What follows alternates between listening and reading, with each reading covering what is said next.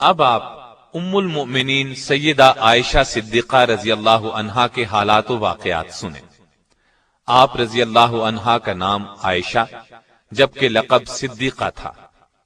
کنیت ام عبداللہ تھی۔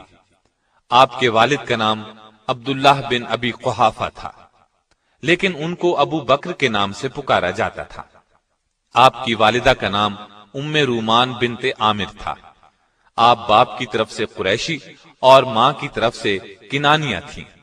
اس حساب سے سیدہ عائشہ رضی اللہ عنہا کا نسب نبی اکرم صلی اللہ علیہ وسلم سے 7ویں پشت پر اور ماں کی طرف سے 11ویں پشت پر مل جاتا ہے۔ آپ کے ہاں کوئی اولاد نہیں ہوئی۔ رسول اللہ صلی اللہ علیہ وسلم نے فرمایا تھا، تم اپنے بھانجے عبداللہ بن زبیر کے نام پر اپنی کنیت رکھ لو۔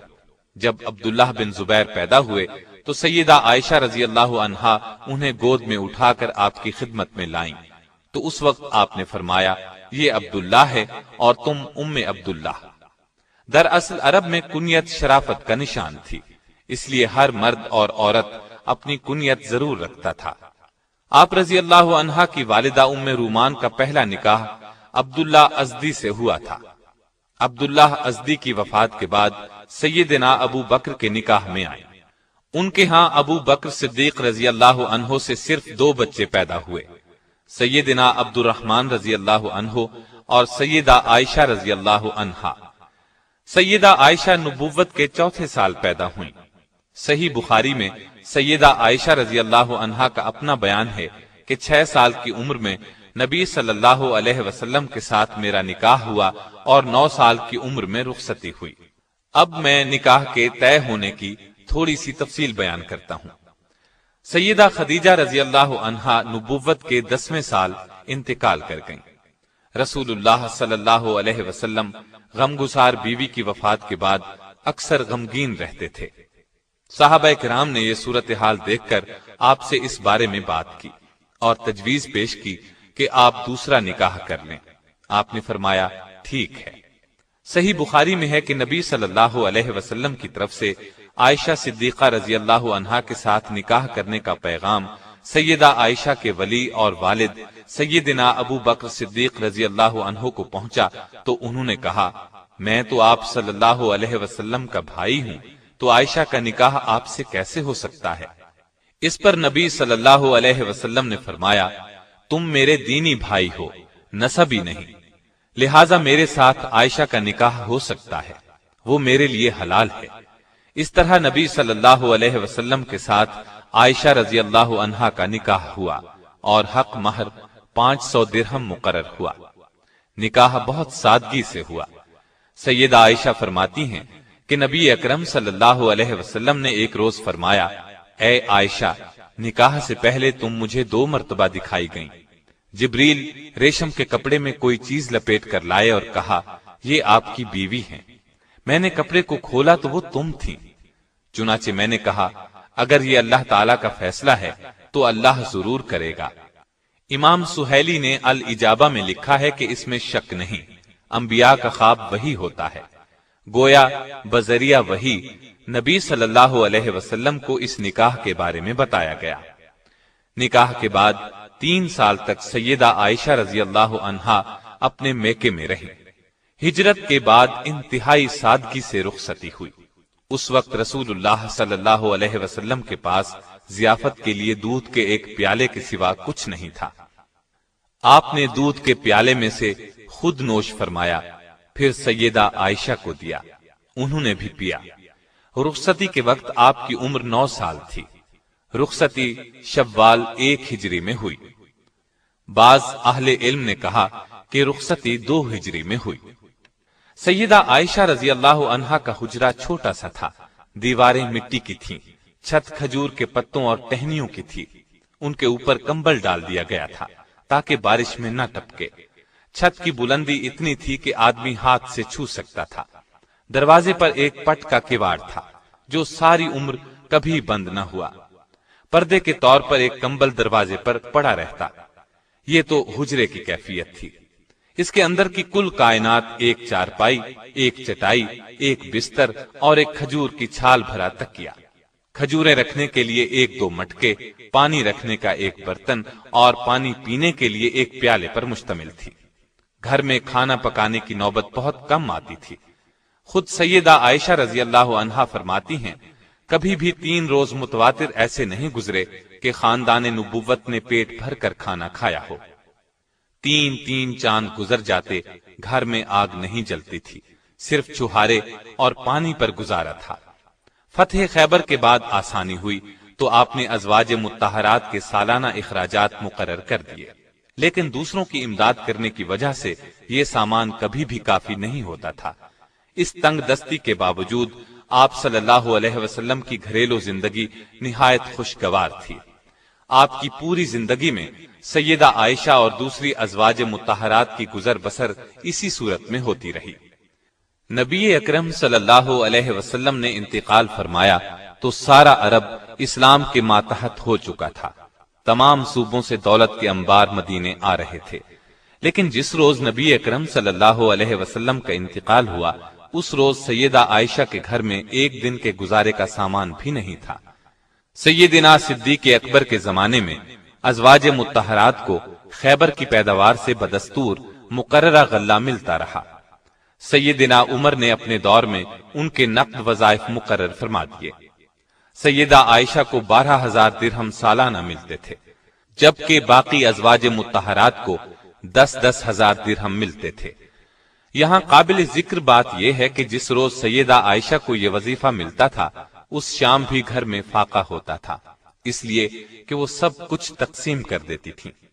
نبی صلی اللہ علیہ وسلم کو سیدہ عائشہ سے بہت محبت تھی اور یہ بات صحابہ کو بھی بخوبی معلوم تھی، چنانچہ یہ حضرات بھی اسی روز تحائف وغیرہ بھیجتے تھے جس روز آپ کی باری سیدہ عائشہ کے ہاں ہوتی تھی۔ آپ اکثر سیدہ کے ساتھ ایک ہی برتن میں کھانا تناول فرماتے تھے اور عموماً اسی جگہ سے بوٹی اور ہڈی کھاتے جس جگہ سے سیدہ عائشہ نے کھائی ہوتی۔ ایک سفر میں سیدہ عائشہ آپ کے ساتھ تھیں۔ آپ نے صحابہ کرام رضوان اللہ علیہم اجمعین کو آگے بڑھ جانے کا حکم دیا اور سیدہ سے فرمایا، آؤ دوڑ لگائیں، دیکھیں کون آگے نکلتا ہے۔ چنانچہ دوڑ شروع ہوئی۔ سیدہ دبلی پتلی تھیں، آگے نکل گئیں۔ کئی سال بعد پھر اسی قسم کا موقع آیا۔ آپ نے فرمایا، آؤ دوڑ لگائیں۔ اس وقت تک سیدہ بھاری بھرکم ہو گئی تھیں۔ اس مرتبہ آپ آگے نکل گئے اور فرمایا، یہ اس روز کا جواب ہے۔ ایک مرتبہ رسول اللہ صلی اللہ علیہ وسلم نے فرمایا، عائشہ، جب تم مجھ سے خوش ہوتی یا ناراض ہوتی ہو تو مجھے پتہ چل جاتا ہے۔ سیدہ نے پوچھا، وہ کیسے؟ آپ نے فرمایا، ناراض ہوتی ہو تو کہتی ہو ابراہیم کے رب کی قسم، خوش ہوتی ہو تو کہتی ہو محمد کے رب کی قسم۔ یہ سن کر سیدہ نے عرض کیا، اے اللہ کے رسول، صرف زبان سے نام چھوڑتی ہوں، دل میں تو آپ ہی بسے ہوتے ہیں۔ گھر میں اگرچہ خادمہ موجود تھی لیکن نبی صلی اللہ علیہ وسلم کا ہر کام سیدہ عائشہ صدیقہ اپنے ہاتھوں سے کرتی تھیں۔ آٹا خود پیستی تھیں، خود گوندتی تھیں، کھانا خود پکاتی تھیں، آپ کا بستر اپنے ہاتھ سے بچھاتی تھیں، وضو کا پانی خود لا کر دیتی تھیں، قربانی کے اونٹوں کا قلادہ خود بڑھتی تھیں، آپ صلی اللہ علیہ وسلم کے سر میں کنگھی خود کرتی تھیں، کپڑے خود دھوتی تھیں اور سوتے وقت مسواک اور پانی آپ کے سرہانے خود رکھتی تھیں۔ ہر معاملے میں آپ کی پسند اور خوشی کا ہر وقت خیال رکھتی تھی۔ شعبان 5 ہجری میں حضرت عائشہ صدیقہ رضی اللہ عنہا کے ساتھ ایک عجیب واقعہ پیش آیا۔ اس واقعے نے نہ صرف آپ کی بلکہ خود رسول اللہ صلی اللہ علیہ وسلم کی زندگی مبارک میں بھی ہلچل مچا دی۔ اس واقعے کو واقعہ افک کہتے ہیں۔ یہ واقعہ صحیح بخاری اور دوسری کتب احادیث میں بھی موجود ہے۔ شعبان 5 ہجری میں نبی اکرم صلی اللہ علیہ وسلم نے غزوہ بنی مستلق کے لیے سفر کی تیاری کی۔ صحابہ رضی اللہ عنہم کی ایک اچھی بھلی تعداد آپ کے ساتھ تھی۔ منافقوں کو اندازہ تھا کہ اس معرکے میں کوئی خونریز جنگ تو ہوگی نہیں، لہٰذا ان کی بھی بڑی تعداد اسلامی فوج میں شامل ہو گئی۔ اس سے پہلے منافق اتنی بڑی تعداد میں کبھی شامل نہیں ہوئے تھے۔ اس سفر میں سیدہ عائشہ رضی اللہ عنہا آپ صلی اللہ علیہ وسلم کے ساتھ تھیں۔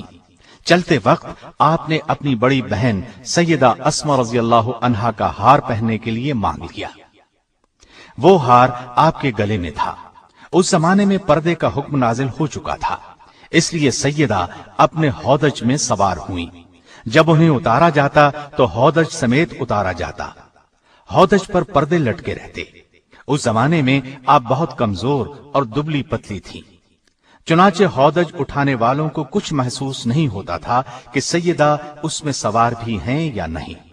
غزوہ بنی مستلق سے واپسی پر مدینے کے قریب ایک مقام پر نبی اکرم صلی اللہ علیہ وسلم نے قیام فرمایا۔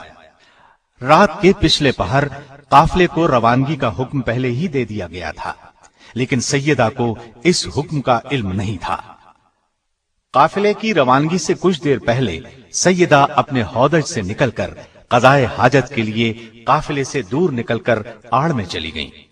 فارغ ہو کر لوٹیں تو گلے پر ہاتھ لگا، دیکھا تو ہار نہیں تھا۔ بہت گھبرائیں اور وہیں واپس جا کر ہار تلاش کرنے لگی۔ سیدہ کا خیال تھا ابھی لوٹ آؤں گی، اس لیے کسی کو نہ بتایا کہ وہ اس طرف جا رہی ہیں۔ ادھر قافلہ چونکہ روانگی کے لیے تیار تھا، اس لیے خادموں نے خیال کیا کہ سیدہ اپنے ہودج میں ہیں۔ انہوں نے ہودج کو اونٹ پر رکھا اور کوچ کیا۔ ہودج کو اونٹ پر رکھتے وقت انہیں اس کے ہلکے ہونے کا احساس نہ ہوا، اس لیے کہ سیدہ عائشہ رضی اللہ عنہا کا وزن بہت کم تھا۔ لشکر تو وہاں سے روانہ ہو گیا، ادھر انہیں ہار مل گیا۔ یہ ہار لے کر لوٹیں تو لشکر وہاں سے جا چکا تھا۔ بہت پریشان ہوئی۔ پھر خیال فرمایا کہ جب رسول اللہ صلی اللہ علیہ وسلم اگلے مقام پر پہنچ کر مجھے نہیں پائیں گے تو پھر میری تلاش میں آدمی بھیجیں گے۔ چنانچہ آپ اسی جگہ چادر اوڑھ کر لیٹ گئیں اور انہیں نیند نے آ لیا۔ صحابی رسول صفوان بن معطل سلمی رضی اللہ عنہ فوج کی گری پڑی چیزوں کو اٹھانے کے لیے لشکر کے پیچھے رہتے تھے۔ صبح کے وقت وہ اس جگہ پہنچے جہاں لشکر نے رات کو پڑاؤ کیا تھا۔ اس جگہ پہنچتے ہی اچانک ان کی نظر سیدہ عائشہ رضی اللہ عنہا پر پڑی۔ دیکھتے ہی انہوں نے آپ کو پہچان لیا، اس لیے کہ پردے کے حکم سے پہلے انہوں نے سیدہ کو دیکھا ہوا تھا۔ دیکھتے ہی انہوں نے انا للہ و انا الیہ راجعون پڑھا۔ ان کی آواز سن کر سیدہ کی آنکھ کھل گئی۔ انہوں نے اپنا منہ فوراً چادر میں چھپا لیا۔ سیدہ عائشہ خود فرماتی ہیں، اللہ کی قسم صفوان نے مجھ سے بات کی، نہ ان کی زبان سے سوائے انا للہ کے کوئی اور کلمہ سنا۔ سیدنا صفوان رضی اللہ عنہ نے اپنا اونٹ سیدہ کے قریب بٹھا دیا۔ اونٹ سامنے کر کے صفوان خود پیچھے ہٹ گئے۔ سیدہ اونٹ پر سوار ہو گئی تو صفوان مہار پکڑ کر اگلی منزل کی طرف روانہ ہو گئے اور دوپہر کے وقت اسلامی لشکر میں جا پہنچے۔ یہ ایک بالکل معمولی واقعہ تھا اور سفر میں اکثر ایسا ہوتا رہتا تھا، لیکن لشکر میں منافقین بھی موجود تھے، وہ بھلا یہ موقع ہاتھ سے کیوں جانے دیتے؟ انہوں نے سیدہ عائشہ رضی اللہ عنہا پر بددامنی کا الزام لگا دیا، گویا اب وہ پاک دامن نہیں رہی، نعوذ باللہ۔ مدینہ طیبہ پہنچ کر سیدہ بیمار ہو گئی۔ 1 مہینہ بیماری میں گزر گیا، لیکن منافقین نے اس عرصے میں اس واقعہ کو خوب ہوا دی۔ نیک دل مسلمانوں نے اس افواہ کو سنتے ہی کانوں کو ہاتھ لگائے اور کہا، سبحان اللہ، اتنا بڑا الزام۔ عبداللہ بن ابی اور دوسرے منافقین کے علاوہ اس سازش میں 3 مسلمان حسان بن ثابت، حمنہ بنت جہش اور مستہ شامل تھے۔ ام مستہ سیدہ عائشہ کی ماموزاد بہن تھی۔ ان کا بیٹا مستہ اس معاملے میں پیش تھا۔ یہ منافقوں کے پروپیگنڈے کا شکار ہو گئے، بدگمان ہو گئے۔ سیدہ کے خلاف مدینے میں جو طوفان اٹھایا گیا، سیدہ عائشہ کو اس بارے میں قطعاً کوئی علم نہ تھا۔ وہ تو مدینے پہنچتے ہی بیمار ہو گئی تھی اور 1 ماہ تک بیمار رہیں، لیکن اس دوران میں رسول اللہ صلی اللہ علیہ وسلم کا آپ سے وہ سلوک نہیں رہا تھا۔ پہلے جب آپ بیمار ہوتی تو رسول اللہ صلی اللہ علیہ وسلم سیدہ عائشہ رضی اللہ عنہا کی دلجوئی کرتے اور ہر وقت خیال رکھتے تھے، لیکن اس دفعہ صورتحال اس سے مختلف تھی۔ آپ صلی اللہ علیہ وسلم آ کر حال پوچھتے اور چلے جاتے۔ اس بنا پر آپ بہت پریشان تھی اور یہ چیز آپ کی بیماری میں اضافہ کر رہی تھی، لیکن وجہ ان کی سمجھ میں نہیں آ رہی تھی۔ سیدہ عائشہ رضی اللہ عنہا خود فرماتی ہیں، ایک دن میں اور ام مستح قضائے حاجت کے لیے جنگل کی طرف جا رہی تھی کہ راستے میں ام مستح کو ٹھوکر لگی۔ ٹھوکر لگنے پر انہوں نے اپنے بیٹے کو بد دعا دی۔ میں نے ان سے کہا، تم ایسے شخص کو کیوں بد دعا دیتی ہو جو بدر میں شریک ہوا؟ ام مستح نے کہا، اے بھولی بھالی، تمہیں اس قصے کی خبر نہیں؟ میں نے حیران ہو کر پوچھا، کون سا قصہ؟ تب ام مستح نے سارا قصہ کہہ سنایا۔ یہ سنتے ہی میرے پاؤں تلے سے زمین نکل گئی، مرض میں اور شدت آ گئی، لرزہ طاری ہو گیا، اس قدر صدمہ ہوا کہ جی چاہا کسی کنویں میں گر جاؤں۔ جب نبی کریم صلی اللہ علیہ وسلم تشریف لائے تو میں نے آپ سے اپنے والدین کے ہاں جانے کی اجازت چاہی تاکہ ان کے ذریعے سے تحقیق کروں۔ آپ صلی اللہ علیہ وسلم نے اجازت دے دی۔ میں والدین کے گھر آ گئی، اپنی ماں سے پوچھا، کیا آپ کو معلوم ہے لوگ میرے بارے میں کیا کہتے ہیں؟ ماں نے کہا، بیٹی تو رنج نہ کر، دنیا کا تو یہی طریقہ ہے، جو عورت خوش شکل ہو، خوبصورت ہو، اپنے شوہر کے نزدیک بلند مرتبہ ہو، دنیا اس سے حسد کرتی ہے، حسد کرنے والی عورتیں اس کے پیچھے پڑ جاتی ہیں۔ میں نے پوچھا، کیا میرے باپ کو بھی اس بات کا علم ہے؟ بولی، ہاں۔ میں نے پوچھا، رسول اللہ صلی اللہ علیہ وسلم کو بھی علم ہے؟ ماں نے جواب دیا، ہاں۔ اس پر میں نے کہا، اے ماں، لوگوں میں اس بات کا چرچا ہے اور آپ نے مجھ سے ذکر تک نہیں کیا۔ یہ کہہ کر میں رونے لگی، آنکھوں سے آنسو ابل پڑے۔ سیدنا ابو بکر رضی اللہ عنہ قرآن کی تلاوت کر رہے تھے، میرے رونے کی آواز سن کر آ گئے، وہ بھی رونے لگے اور میں تمام رات آنسو بہاتی رہی۔ سیدہ عائشہ رضی اللہ عنہا فرماتی ہیں کہ اس واقعے سے مجھے اس قدر بخار ہوا کہ میری والدہ نے گھر کے تمام کپڑے مجھ پر ڈال دیے۔ اگرچہ سیدہ عائشہ رضی اللہ عنہا کی بے گناہی واضح تھی، لیکن شریر لوگوں کے اس الزام سے رسول اللہ صلی اللہ علیہ وسلم بہت بے چین تھے۔ ادھر وحی کے نزول میں دیر ہوئی تو آپ صلی اللہ علیہ وسلم نے صحابہ سے مشورہ کیا، مشاورت میں بہت سی رائیں سامنے آئیں، اسی عالم میں صبح ہو گئی۔ سیدہ فرماتی ہیں کہ میرے والدین برابر میرے پاس بیٹھے رو رہے تھے، ایسے میں ایک انصاری عورت آ گئی، مجھے روتے دیکھ کر وہ بھی رونے لگی۔ ہم اسی حالت میں تھے کہ رسول اللہ صلی اللہ علیہ وسلم تشریف لے آئے اور سلام کر کے میرے قریب بیٹھ گئے۔ جب سے یہ واقعہ ہوا تھا، آپ صلی اللہ علیہ وسلم اس وقت سے میرے پاس آ کر نہیں بیٹھے تھے۔ وحی کے انتظار میں 1 ماہ گزر گیا تھا۔ نزدیک بیٹھنے کے بعد رسول اللہ صلی اللہ علیہ وسلم نے فرمایا، اے عائشہ، مجھے تیری بابت ایسی ایسی خبر پہنچی ہے، اگر تو اس جرم سے بری ہے تو بہت جلد اللہ تعالیٰ اس سے تجھے بری کر دے گا، اور اگر تو نے کسی گناہ کا ارتکاب کیا ہے تو اللہ سے توبہ استغفار کر لے، اس لیے کہ بندہ جب اپنے گناہ کا اقرار کرتا ہے اور اللہ کی طرف رجوع کرتا ہے تو اللہ اس کی توبہ قبول کرتا ہے۔ سیدہ فرماتی ہیں، جب رسول اللہ صلی اللہ علیہ وسلم نے اپنی یہ بات ختم کی تو میں نے جواب دیا، اللہ کی قسم، میں اس چیز سے کبھی توبہ نہیں کروں گی جس کا الزام یہ لوگ مجھے دیتے ہیں۔ میں تو وہی کہوں گی جو یوسف علیہ السلام کے والد نے کہا تھا۔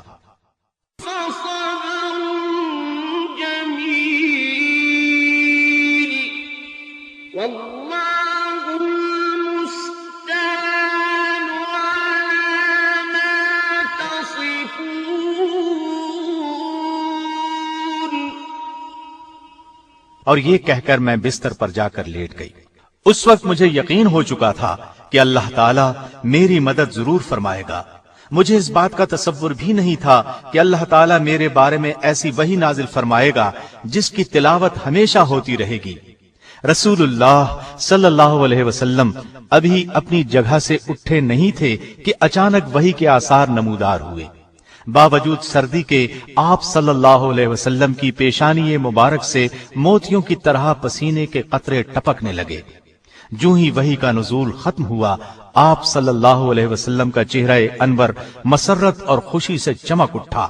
آپ نے مسکراتے ہوئے پیشانی سے پسینہ پونچھا، میری طرف متوجہ ہوئے اور پہلا کلمہ جو آپ صلی اللہ علیہ وسلم کی زبان مبارک سے نکلا وہ یہ تھا: عائشہ تمہیں خوشخبری ہو، بے شک اللہ تعالیٰ نے تمہاری برات نازل کی ہے۔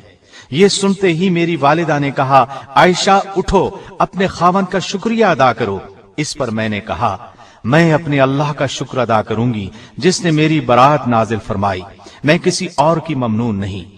اس کے بعد نبی کریم صلی اللہ علیہ وسلم نے فرمایا، اللہ تعالیٰ نے تمہاری برات میں یہ آیات نازل فرمائی ہیں: تحقیق جو لوگ یہ بہت بڑا طوفان باندھ لائے ہیں یہ بھی تم ہی میں سے ایک جماعت ہے، تم اسے اپنے لیے برا نہ سمجھو بلکہ یہ تو تمہارے حق میں بہتر ہے۔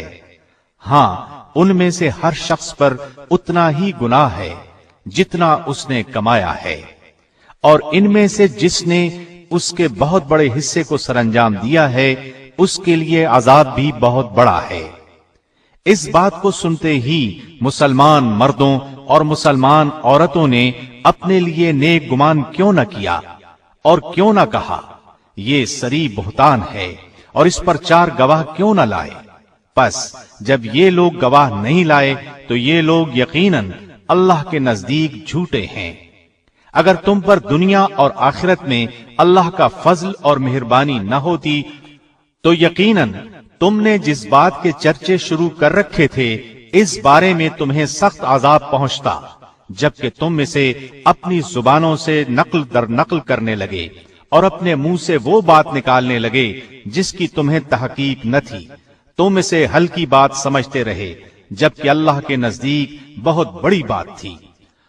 اور تم نے ایسی بات کو سنتے ہی کیوں نہ کہہ دیا کہ ہمیں ایسی بات منہ سے نکالنی بھی لائق نہیں؟ تمہیں یہ کہنا چاہیے تھا، یا اللہ تو پاک ہے، یہ تو بہت بڑا بہتان اور تہمت ہے۔ اللہ تعالیٰ تمہیں نصیحت کرتا ہے کہ آئندہ ایسی حرکت نہ کرنا اگر تم ایمان والے ہو، اور اللہ تعالیٰ تمہارے لیے اپنے احکام واضح طور پر بیان کرتا ہے، اور اللہ علیم اور حکیم ہے۔ تحقیق جو لوگ مسلمانوں میں برائی پھیلانے کے آرزو مند رہے ہیں ان کے لیے دنیا اور آخرت میں دردناک عذاب ہے، اور اللہ خوب جانتا ہے اور تم نہیں جانتے۔ اور اگر تم پر اللہ کا فضل اور رحم نہ ہوتا تو تم تباہ ہو جاتے، بے شک اللہ شفقت کرنے والا اور رحیم ہے۔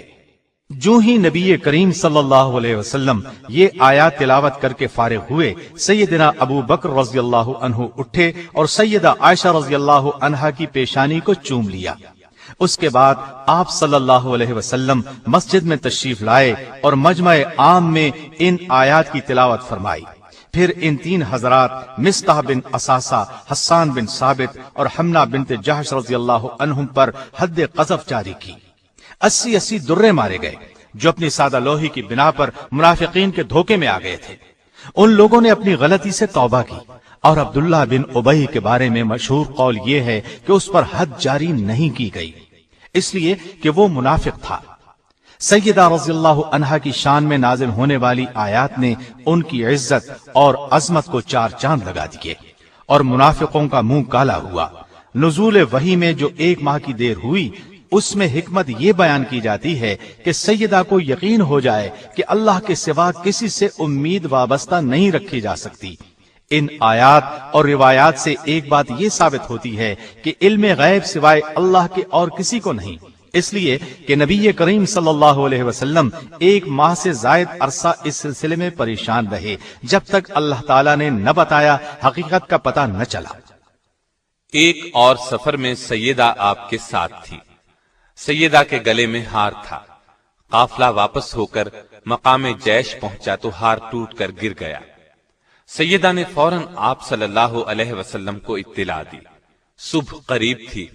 آپ نے قافلے کو پڑاؤ کا حکم دیا۔ ایک شخص کو ہار کی تلاش میں بھیجا۔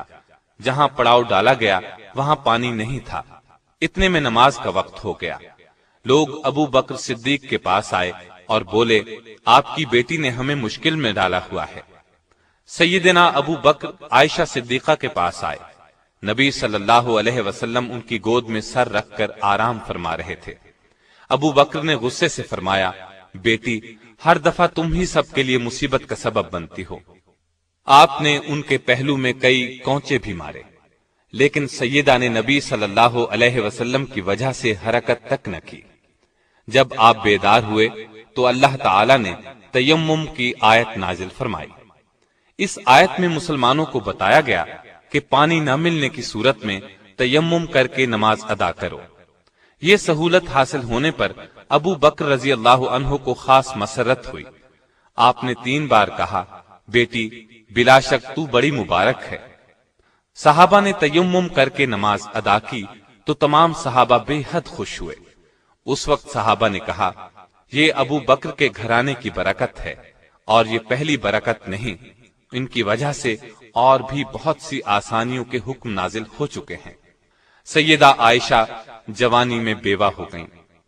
آپ رضی اللہ عنہا نے رسول اللہ صلی اللہ علیہ وسلم کے ساتھ صرف 9 سال گزارے۔ رسول اللہ صلی اللہ علیہ وسلم کی وفات کے وقت عائشہ صدیقہ رضی اللہ عنہا کی عمر صرف 18 برس تھی۔ نبی صلی اللہ علیہ وسلم نے اپنی زندگی کے آخری دن سیدہ عائشہ کے حجرے میں گزارے، انہی کی آغوش میں انتقال فرمایا۔ آپ کی تدفین آپ ہی کے حجرے میں ہوئی۔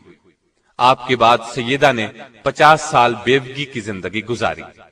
نبی صلی اللہ علیہ وسلم کے بعد سیدہ عائشہ صدیقہ رضی اللہ عنہا کے والد خلیفہ بنے، 2.25 سال تک خلیفہ رہے، پھر ان کا بھی وقت آن پہنچا۔ ان کے بعد سیدنا فاروق اعظم خلیفہ ہوئے۔ ان کے زمانے میں تمام ازواج مطہرات کو 10-10 ہزار اور سیدہ عائشہ کو 12,000 سالانہ وظیفہ دیا جاتا تھا۔ جو ہی یہ سالانہ خرچ ملتا غریبوں میں تقسیم کر دیا جاتا۔ سیدہ عائشہ رضی اللہ عنہا سیدنا عثمان، سیدنا علی اور سیدنا حسن بن علی رضی اللہ عنہم کے ادوار خلافت میں بقید حیات رہیں، حتیٰ کہ سیدنا امیر معاویہ رضی اللہ عنہ کی مدت خلافت ختم ہونے سے 2 سال پہلے 17 رمضان المبارک 58 ہجری کو انتقال کیا۔ اس وقت آپ رضی اللہ عنہا کی عمر 63 برس تھی۔ اس حساب سے انہوں نے خلافت معاویہ میں اپنی عمر کے آخری 18 سال بسر کیے۔ آپ کی وفات پر سارا مدینہ بلکہ پوری دنیا اسلام غم میں ڈوب گئی۔ اللہ تعالی نے آپ کو اولاد مرحمت نہیں فرمائی۔ سیدہ عائشہ کے دل میں اللہ کا خوف کوٹ کوٹ کر بھرا ہوا تھا، اپنا سب کچھ خیرات کر دیا کرتی تھی، یہاں تک کہ روزہ افطار کرنے کے لیے بھی کچھ نہ بچاتی۔ نبی صلی اللہ علیہ وسلم کے ساتھ رات کو تہجد پڑھا کرتی تھی، اکثر روزے رکھتی تھی، حج کی سختی سے پابندی کرتی تھی، غلام آزاد کرنے کا بہت شوق تھا۔ ایک مرتبہ 40 غلام آزاد کیے۔ پردے کا خاص خیال رکھتی تھی۔ آپ رضی اللہ عنہا کی روایت کردہ احادیث کی تعداد 2210 ہے۔ ان میں سے صحیح بخاری اور صحیح مسلم میں 286 احادیث ہیں۔ آپ رضی اللہ عنہا صرف قرآن اور حدیث کے علوم ہی نہیں جانتی تھیں، بلکہ تاریخ، ادب، خطابت اور شاعری میں بھی انہیں مہارت تھی۔ عورتیں اکثر ان سے مسائل پوچھنے کے لیے آتی۔ نبی صلی اللہ علیہ وسلم آپ کے حق میں دعا فرمایا کرتے تھے، اے اللہ، عائشہ کے اگلے پچھلے، پوشیدہ اور ظاہر تمام گناہوں کو اپنے دامن مغفرت سے ڈھانپ لے۔ آپ یہ دعا سن کر بہت خوش ہوتی۔ سیدہ عائشہ کی ایک خاص خصوصیت یہ بھی ہے کہ سیدنا جبریل علیہ السلام نے سیدہ کو سلام کیا۔ اللہ تعالیٰ نے آسمان سے آپ کی برات بذریعہ وحی نازل کی۔ پوری 10 آیات اس سلسلے میں نازل ہوئیں۔ آپ کے علاوہ رسول اللہ صلی اللہ علیہ وسلم کے نکاح میں کوئی اور کنواری نہیں آئی۔ رسول اللہ صلی اللہ علیہ وسلم سیدہ کے بستر پر ہوتے تو وہیں وحی آ جاتی۔ یہ شرف کسی اور زوجہ مطہرہ کے حصے میں نہیں آیا۔ اللہ تعالی نے اپنے نبی کی روح اس وقت قبض فرمائی جب آپ کا سر سیدہ کے سینے سے لگا ہوا تھا۔ انتقال بھی اسی رات ہوا جس رات ان کی باری تھی۔ آپ صلی اللہ علیہ وسلم انہی کے حجرے میں دفن ہوئے۔ اللہ تعالی کی سیدہ عائشہ رضی اللہ عنہا پر ہزارہا رحمتیں ہوں۔